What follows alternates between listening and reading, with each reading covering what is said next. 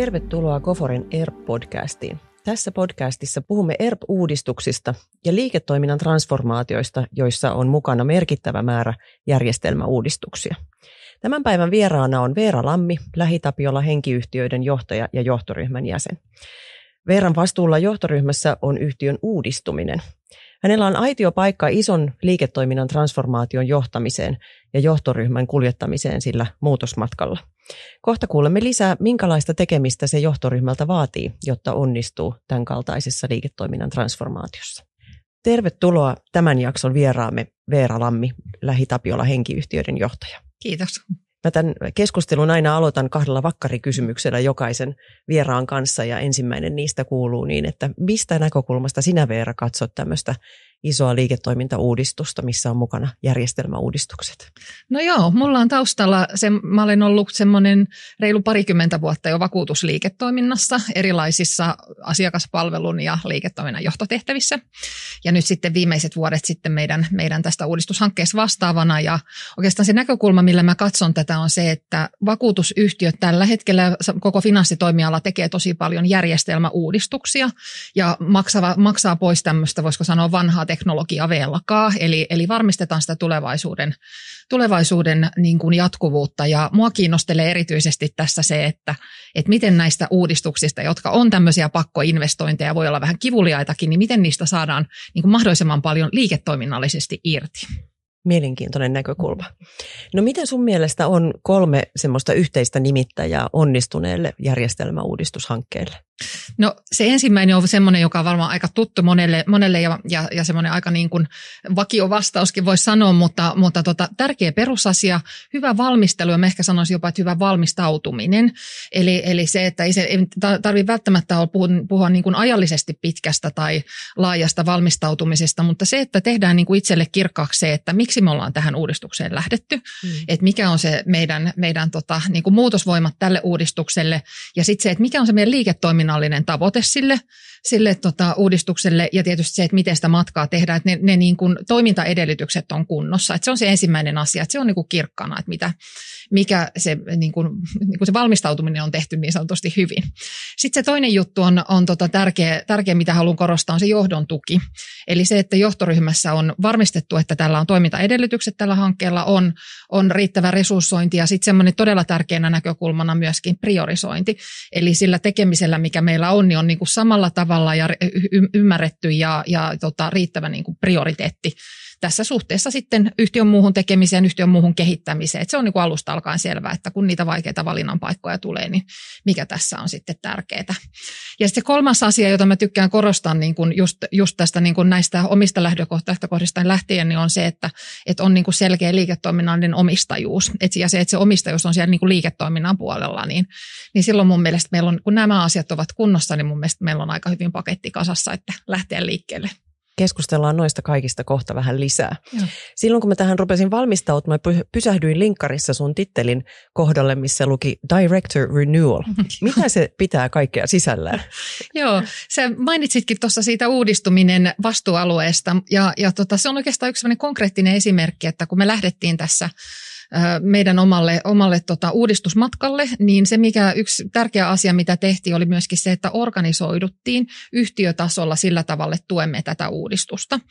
Ja se tarkoittaa sitä, että me perustettiin johtoryhmään uusi vastuualue uudistuminen ja me organisoitiin liiketoiminnassa onnistumiseksi tärkeät niin kuin resurssit samaan paikkaan ja se tarkoittaa silloin sitä, että käytännössä meidän liiketoiminnan tavoitetilan määrittelystä ja kokoamisesta vastaavat asiantuntijat, samoin kuin ne asiantuntijat, jotka sitten vastaa sen liiketoiminnan tavoitetilan toteuttamisesta järjestelmiin, on samassa paikassa.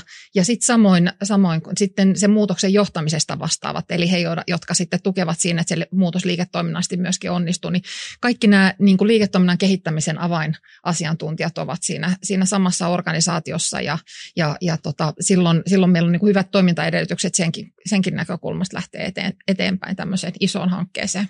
Siinä varmasti syntyy hyvä tiimihenki ja keskinäinen tuki myöskin, koska nämä ei aina välttämättä ole helppoja asioita, mitä viedään eteenpäin. Ei ole helppoja asioita ja sitten on tietysti tärkeää, että näissä on aina hirveän kova niin kuin aikataulupaine ja sisältöpaine ja muuta, niin on myöskin sitten lupa keskittyä siihen, että on sillä tavalla ollaan niin kuin varmistettu se, että on sitten, ei ole niin kuin siinä mielessä niin kuin muita isompia vastuita, kun on tämän kokoisesta hankkeesta kysymys. Pystytään keskittyä ja varmistaa se, että asiat etenee aikataulussa.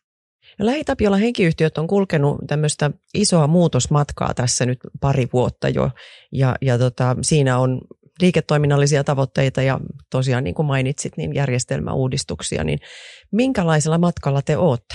No ollaan kyllä tosi isolla ja pitkälläkin matkalla, eli monivuotisella matkalla, ja mä oon kuvannut sitä oikeastaan sillä tavalla, että tämä on tämmöinen, niin kuin voisiko sanoa, kokonaisvaltainen järjestelmä ja liiketoimintatransformaatio, eli uudistamme isosti vanhentuneita järjestelmiä ja voisiko sanoa, että maksamme teknologiavelkaa siinä mielessä, ja samalla teemme sitten sitä sillä tavalla, että rakennamme niin kuin pohjaa tulevaisuuden kasvulle ja uudistamme laajasti tuotteita, palveluita ja asiakaspolkuja, prosesseja. Eli olemme hyvin erinäköinen yhtiö sitten, kun tämä monivuotinen matka sitten on valmis.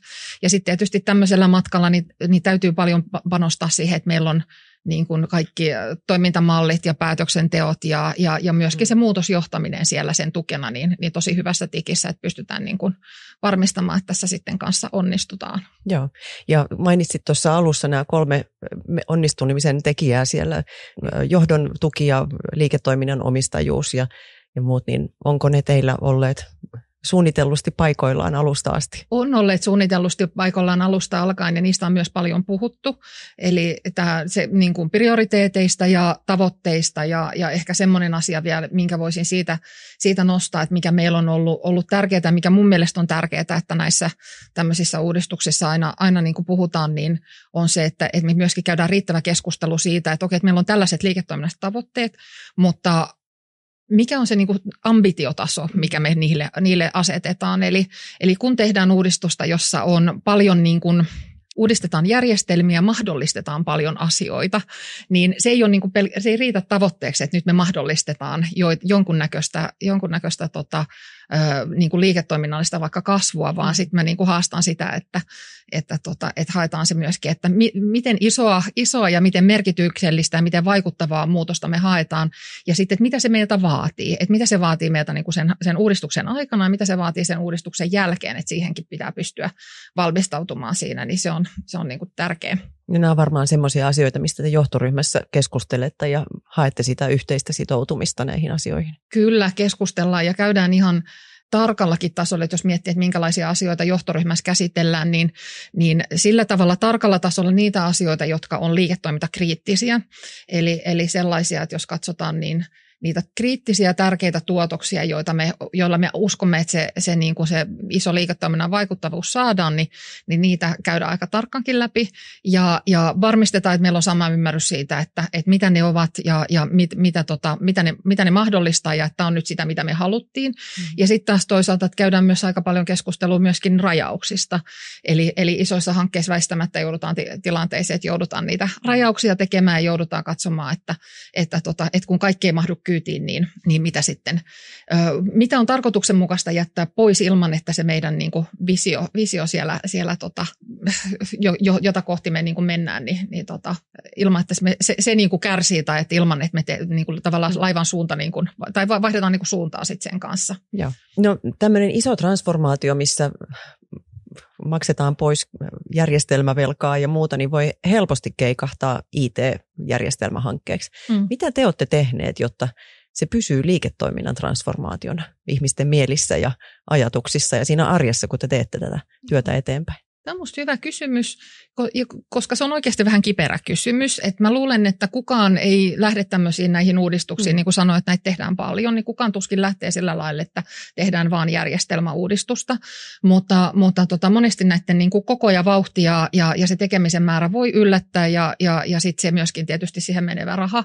Ja siinä kohtaa voi tulla sitten niin kuin kysymys, että mistä me tingimme ja riittääkö, jos teemme vaan nyt sitten tätä IT-uudistusta tästä, niin päästään ainakin eteenpäin. Ja me ollaan oikeastaan, kun sanoin tuossa alussa siitä, että pitää olla, että on tärkeää, että on se niin kuin sillä tavalla valmistauduttu tämmöisiä muutoksia, että on mietitty, että miksi me tähän lähdettiin ja mitä me tällä tavoitellaan. Niin me ollaan niin kuin lähestytty sitä sillä tavalla, että me ollaan tehty tälle meidän uudistukselle sellainen tarina, jota me aina tästä kerrotaan. Ja se on se meidän yhteinen tarina, jonka jokainen meidän johtoryhmän jäsen tuntee, jokainen meidän henkilöstössä tuntee, meidän hallitus tuntee, eli se on niin kuin kokonaiskuva siitä, että mitä me tällä tavoitellaan, niin sillä tavalla se niin kuin punainen lanka ei saisi unohtua. Ja tämä meidän tarina on mun mielestä aika niin kuin sillä tavalla kiva, että me ollaan kuvattu sitä meidän tätä uudistusta tämmöisenä niin kuin laivamatkana. Ja tässä meidän laivamatkalla meillä on tietyt tämmöiset liikkeelle panevat voimat, muutoksen tuulet, jotka meitä on pistänyt liikkeelle, joihin liittyy muun muassa se niin kuin tulevaisuuden jatkuvuuden varmistaminen ja tämmöisen, niin kuin sanoin, teknologiavelan maksaminen, mutta myöskin sitten liiketoiminnalliset tavoitteet, että se, että millaisia asioita me halutaan kyetä varmistaa sitten tulevaisuudessa. Ja sitten meillä on siinä samassa meidän tarinassa on myöskin se, että mitä kohti me mennään. Ja se on se meidän hankevisio, se on se niin kuin asia, joka tästä ei saisi sitten unohtua matkan aikana. Ja meillä on liiketoiminnallinen, mun mielestä aika innostavakin hankevisio määritelty ja samalla me ollaan todettu se, että myöskin että tämmöisessä pitkässä uudistuksessa se voi ollakin vähän vähämäinen. Että se on tämmöinen enemmän niin kuin aarresaari, jota kohti me seilataan ja se tarkentuu tässä matkan aikana, mutta se on niin kuin selkeää, että mikä on se iso kuva, mitä me tavoitellaan ja sitten meillä on selkeät ohjaavat periaatteet, että mitkä niin kuin meitä siinä sitten esimerkiksi asiakaskokemuksen näkökulmasta niin kuin ohjaa, että minkälaisia valintoja meidän täytyy tehdä.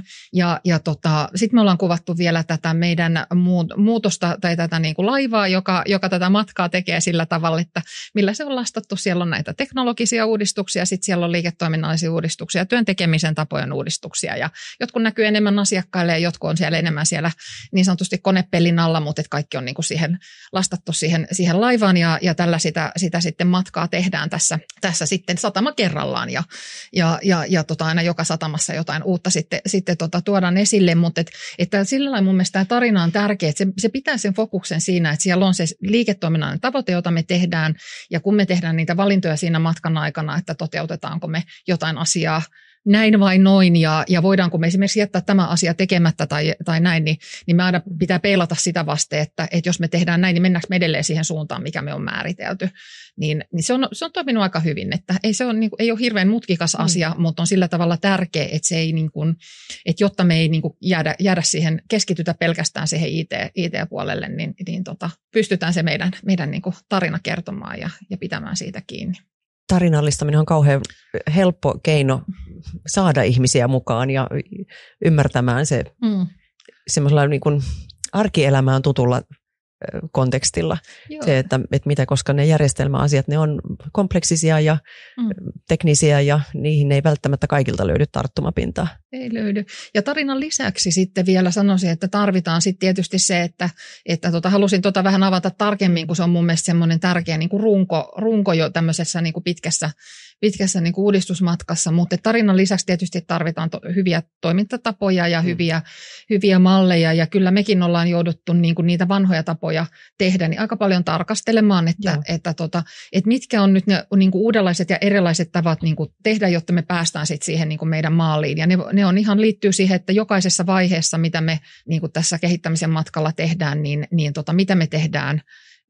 mitä me tehdään tavallaan sen tavoitteen eteen ja millaisia niin kuin esimerkiksi tämmöisiä katselmointeja tai laatuportteja meillä on, jossa me aina pysähdytään ja katsotaan, että onko tämä nyt sitä, mitä me, toteuttaako tämä nyt sitä, mitä me haluttiin ja meneekö tämä niin kuin, mennäänkö me oikeaan suuntaan, ja aina on semmoinen niin kuin portti siinä ennen kuin siirrytään sitten niin kuin kehitysvaiheessa eteenpäin, ja silloin se niin kuin punainen lanka kulkee siellä parhaimmillaan sillä tavalla, että sitten kun mennään ihan niihin järjestelmämäärittelyihin asti, niin siellä on sitten hyvä ymmärrys siitä, että miksi on tämmöisiä, että mitä tällä järjestelmällä pitäisi saada aikaan, tai mikä sen teknisen ratkaisun niin kuin se arvo asiakkaalle on, mitä me sillä tavoitellaan, niin sitä pyritään niin kuin siinä semmoista saamaan, että me ollaan niin kuin kaikki siinä samassa ketjussa, niin se on musta myös tärkeää.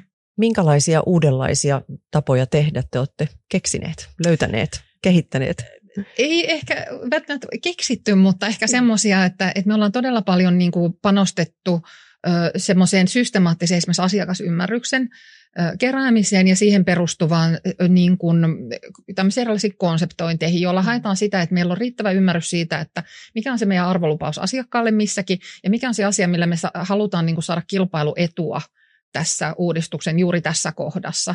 Ja sitten kun lähdetään niin kuin toteuttamaan niitä tarkemmin, niin voidaan aina palata ja peilata sitä, että mennäänkö me nyt sen alun perin määritellyn niin kuin tarinan mukaisesti. Ja se on esimerkiksi yksi semmoinen esimerkki. Asiakaspolkutyötä ollaan kehitetty paljon ja sitten tietysti tietysti jos katsoo sitä niin kuin liiketoiminnallista onnistumista, niin panostetaan sillä tavalla myöskin paljon siihen muutosjohtamiseen, että se on niin kuin mukana siellä alusta alkaen ollut meillä ja tukee sitä koko ajan sitä, että me kaikki ymmärretään, mistä on kysymys, millä tavalla me tätä muutosta tehdään ja mitä me tavoitellaan, että se on niin kuin kirkkana mielessä.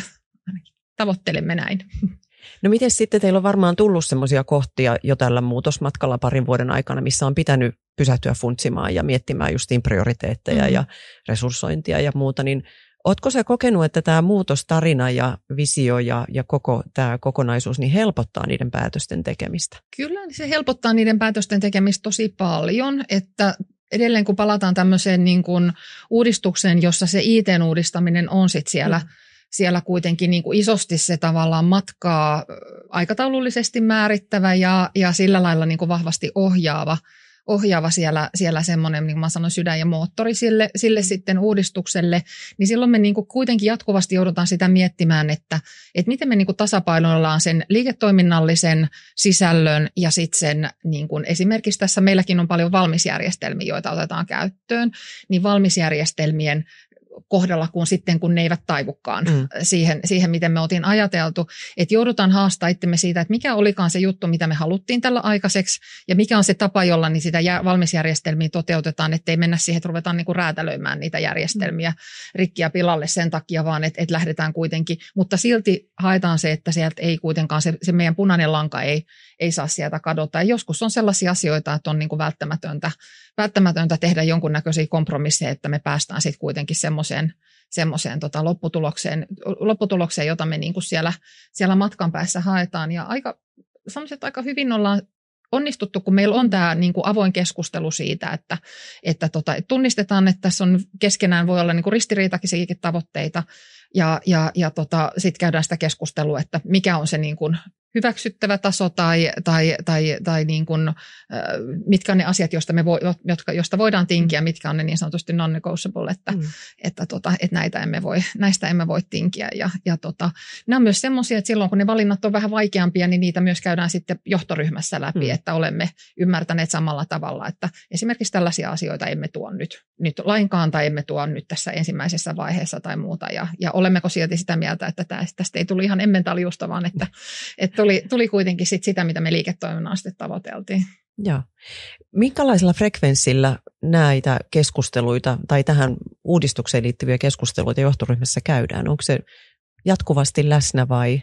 On se jatkuvasti läsnä tietysti tämän kokoisessa, että kun on niin kuin yhtiön näkökulmasta myöskin sellainen, että meillä on niin kuin jo ihan henkilömäärällä mitattuna niin merkittävä kuitenkin osa henkilöstöstä on jollain roolilla mukana siinä uudistustyössä, eli sen lisäksi, että on näitä niin kuin täyspäiväisesti siinä olevia, niin sitten meidän asiantuntijoita todella laajasti osallistuu siihen. Se niin kuin koskettaa kaikkia ja niitä asioita käydään läpi tietysti johtoryhmän kokouksissa, mutta tosi paljon johtoryhmän ulkopuolellakin johtoryhmäläisten ja muiden kesken, että kyllä se on sillä tavalla ja puhutaan tietysti paljon siitä, että miten varmistetaan, että asiat että laiva etenee niin kuin suunnitellussa vauhdissa ja suunniteltuja satamia kohti suunnitellussa ajassa, että tietysti sitä paljon varmistetaan, että aikataulut ja budjetit pitää, mutta sitten tietysti tämä liiketoiminnan sisältö ja se, että saammehan me sitä, mitä me olemme ajatelleet, niin on sitten yksi semmoinen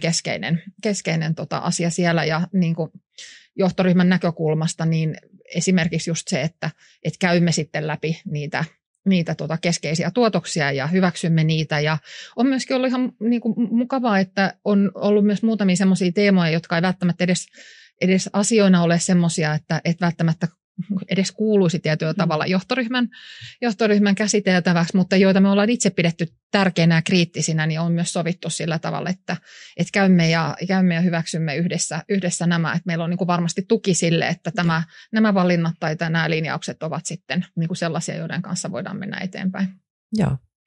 Tähän väliin ehkä yksi tämmöinen terminologia-kysymys, koska puhutaan kuitenkin teidän niin kuin liiketoiminnan keskeisistä prosesseista ja järjestelmistä ja niiden kokonaisuudesta, mutta mä huomaan, että sä et juurikaan käytä sanaa ERP.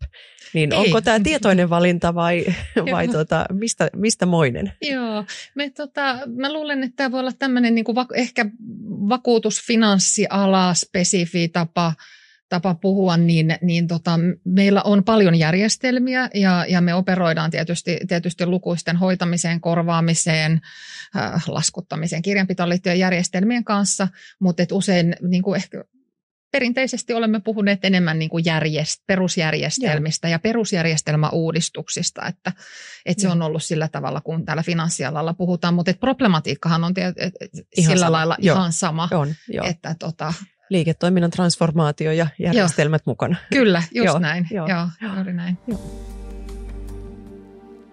Jos lähdetään vielä vähän taaksepäin sinne, niin kun lähdetään muutosmatkalle ja tehdään isoja uudistuksia, ne vaatii aina isoja investointipäätöksiä, jotka yleisemmin tulee hallituksilta asti ja sitten johtoryhmä täytyy käydä niistä tietyt keskustelut, niin mitkä sun mielestä on sellaisia tärkeitä asioita, mistä johtoryhmän täytyy keskustella siinä alkuvaiheessa ja sitten toki se saattaa vähän ottaa muuta muotoa matkan varrella? Mä palaan siihen, kun mä puhuin siitä ambitiotasosta.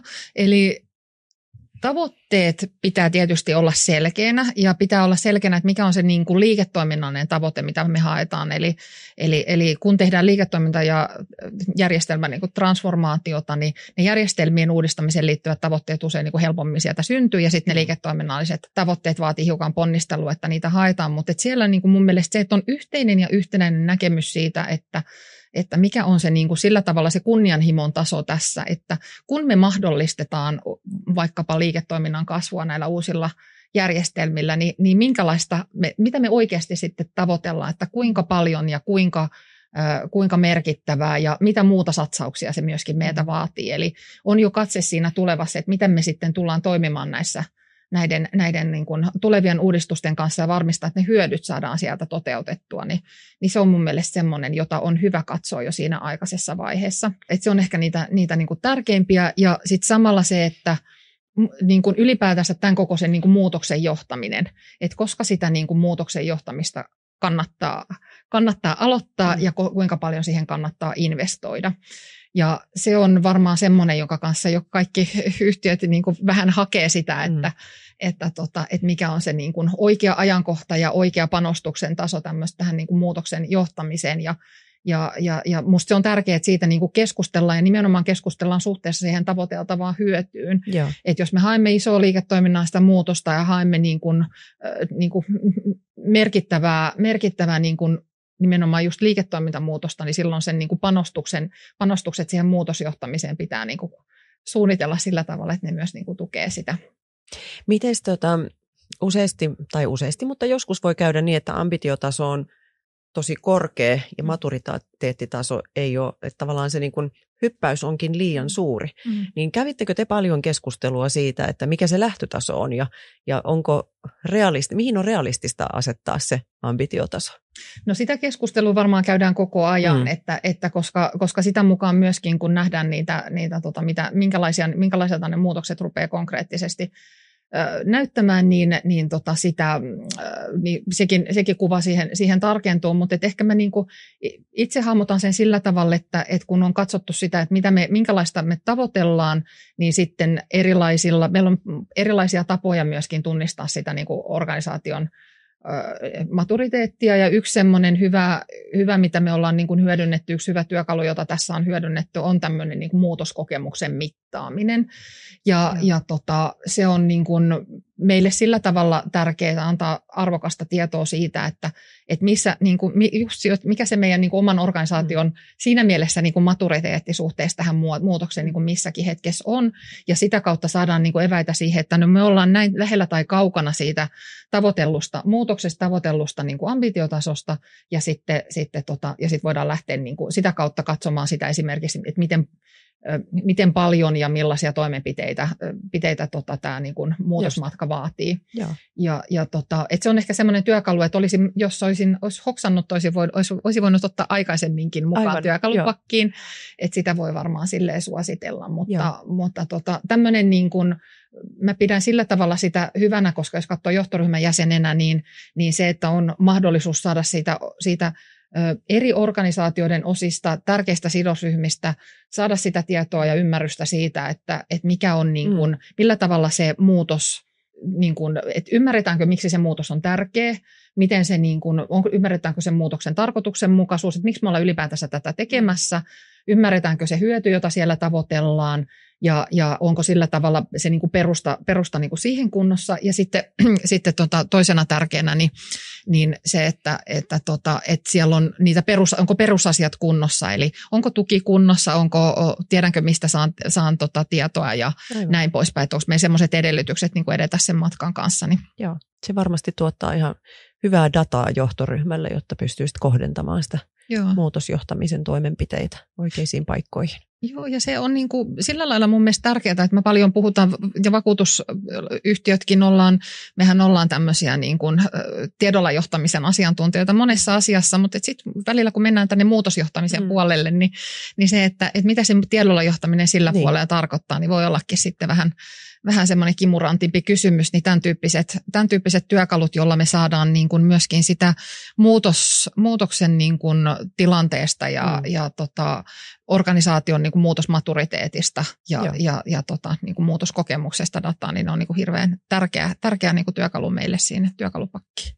Onko jotain muita asioita, millä te olette systematisoineet muutosjohtamista tässä muutosmatkalla? Joo, me ollaan lähdettiin oikeastaan siitä, että meillä on hirveän paljon sidosryhmiä sitten kuitenkin, että toimitaan tämmöisessä, ollaan valtakunnallinen iso toimija, joka toimitaan sitten eri puolilla hyvin erinäköisissä niin kuin paikallisissa olosuhteissa ja asiakastilanteissa ja meillä on niin kuin oman henkilöstön lisäksi niin tosi merkittävä määrä niin kuin sidosryhmiä niin kuin meidän koko niin kuin ryhmässä.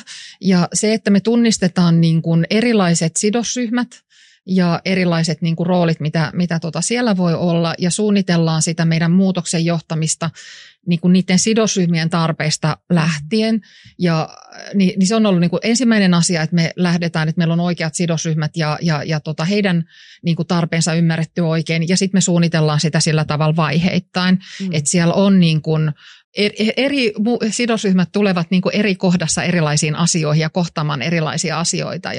Ja osa sidosryhmistä on sellaisia, joiden on hyvä olla niin kuin tosi aikaisessa vaiheessa mukana, tosi niin kuin perusteellisesti niin kuin muutoksen niin kuin suunnittelussa ja todella aikaisessa vaiheessa mukana.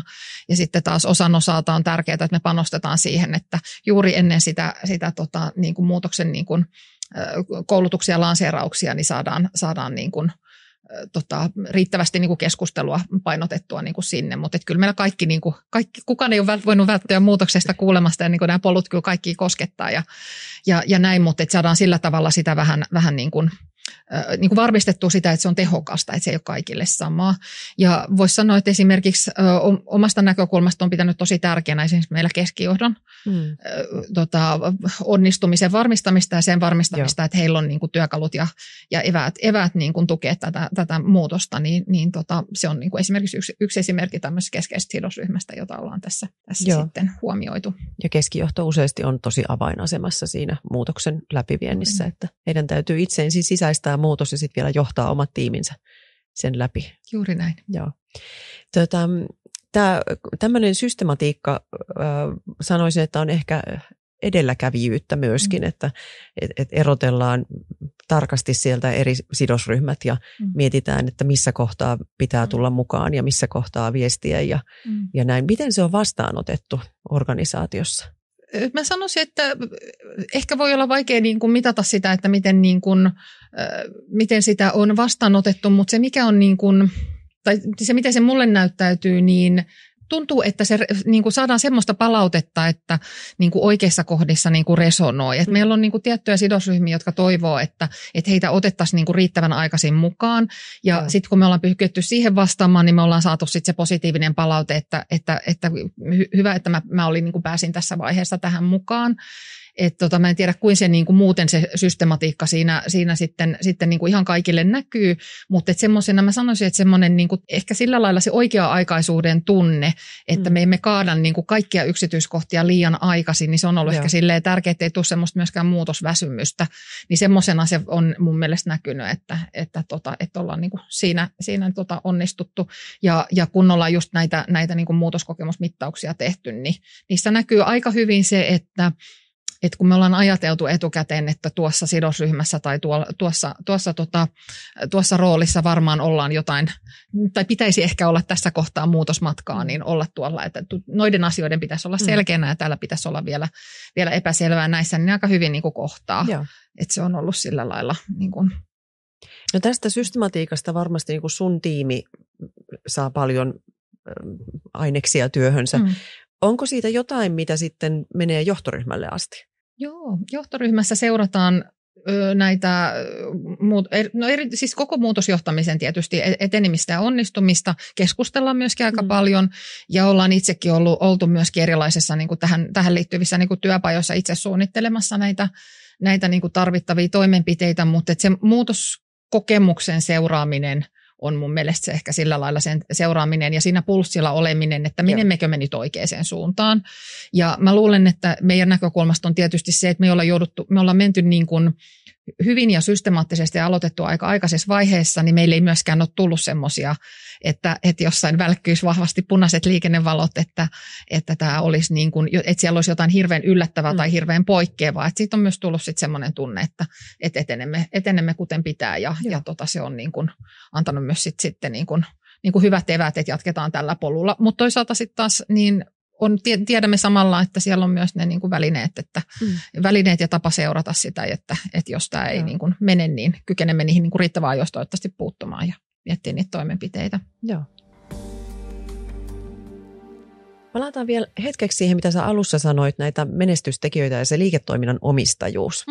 Niin millä tavoin te olette varmistaneet sitä, että liiketoiminnalla on omistajuus tästä muutoksesta? No se lähti tietysti siitä, että meillä on niin kuin liiketoiminnan puolelta omistaja, joka olen minä, ja se omistajuusrooli on niin kuin johtoryhmätasoinen ja sen ympärillä on niin kuin vahva niin kuin organisaatio, jossa on niin kuin vahvasti keskitetty niitä asioita ja niitä toiminnallisuuksia, jotka tarvitaan niin kuin siihen onnistumiseen.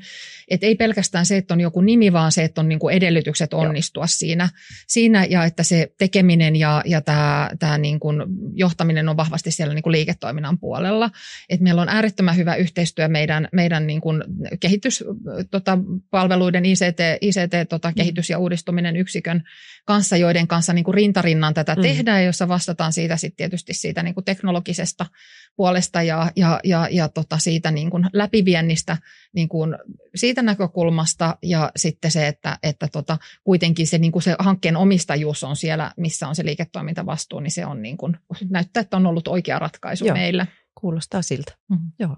No miten sitten vielä, jos palataan näihin, että jos suunnitelmissa on poikkeamia, niin mitä silloin tapahtuu teille? Poikkeamia on ja poikkeamia tulee ja ehkä vaikea sanoa ihan yhtä, että miten toimitaan. Tosi paljon riippuu siitä tietysti, että minkälaisia niin kuin poikkeamia tulee. Valtaosaa tietysti pyritään sillä tavalla, että pyritään niin kuin mitikoimaan ja hoitamaan sillä tavalla, että pistetään niin sanotusti lisää rautarajalle. Eli haetaan niin kuin lisää vääntövoimaa sitten asioiden niin kuin ratkaisemiseen ja näin poispäin. Mutta sitten tietysti monet tilanteet myöskin lähtee siitä, että tulee sellaisia ongelmia, jotka vaatii meidän parhaiden asiantuntijoiden niin kuin apua ja tukea. Ja silloin mä sanoisin, että silloin se on niin kuin tosi tärkeää, että meillä on just nämä niin kuin prioriteetit etukäteen mietitty. Ja voidaan silloin sitten katsoa, että minkälaisia asioita me voidaan sitten, että voidaan johtoryhmässä niin kuin arvioida, että minkälaisia asioita jätetään kesken tai jätetään tekemättä, tai niin kuin, jotta me pystytään niitä asiantuntijoita, joita me tarvitaan sitten muualtakin organisaatiosta, niin kuin asioiden ratkaisemiseen, niin voidaan sitten ottaa niin kuin mukaan siihen varmistamaan sitä sitten tämän uudistumisen vaatimaa onnistumista. Niin ne on ehkä niitä työkaluja, joiden kanssa käydään keskustelua. Ei ole ihan helppoja keskusteluja aina. Ei varmasti, joo. Siinä joutuu isoja valintoja varmasti joskus tekemään. Joo. Me aletaan lähestyä meidän podcast-jakson loppua ja tähän loppuun vielä kysyisin sulta, että mitkä on semmoiset teesit, mitkä haluaisit muiden johtoryhmien tietävän, että kun on lähdössä tämmöiselle isolle muutosmatkalle, missä järjestelmät on merkittävässä asemassa, niin mitä pitää johtoryhmän muistaa? Mä korostan edelleen, palaan siihen, kun mä puhuin siitä ambitiotasosta, että varmistaa, että on selkeät tavoitteet ja sitten yhteinen ja yhtenäinen ymmärrys siitä, että mikä on se ambitiotaso, että miten isoa niin kuin muutosta ja tavoitellaan, mikä on semmoinen kunnianhimon taso. Että se on ehkä semmoinen, että on hyvä varmistaa, että meillä on siitä niin kuin yhteinen ymmärrys sen liiketoiminnallisen muutoksen kanssa. Ja sitten se, että kuinka paljon me haluamme ja olemme valmiita panostaa siihen muutosjohtamiseen, niin se on sitten se toinen niin kuin tärkeää, että keskustellaan ja varmistetaan sitä. Kiitos Veera Lammi. Aivan todella innostava keskustelu meillä on ollut tänään. Tästä saa paljon hyviä ajatuksia eteenpäin. Kiitos Saara.